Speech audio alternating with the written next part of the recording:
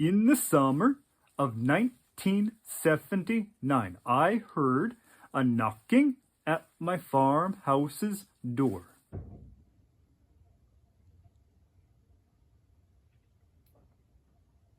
It sounded weak at first, as if perhaps the visitor did not know whether to knock at all. I thought it was just a squirrel scurrying across the porch.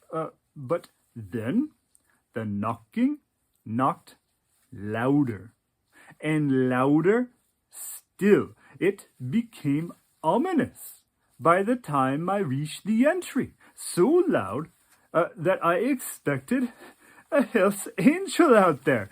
But it was the 14-year-old Celia Merode. She stepped back in her blue jeans when I opened the door. She didn't seem to know what to say, crossing her arms over her thin yellow t-shirt, though I did recognize her immediately. The strangest encounters I'd had in the previous 2 summers involved her. So, in a way, I almost expected to see her again that summer. I poked my head out the door, inspecting whether the stalker might reveal himself. I stepped out, looking again to be sure, but Celia was indeed alone. So I looked down at her and said, "Hello, you." And she stared up at me a while longer until the words came. She said she was sorry. Really, really sorry. That was the word I heard many times. Really, really. She said she had no idea her cousin had done anything wrong, not before I last saw her. Her name was Celia Merode.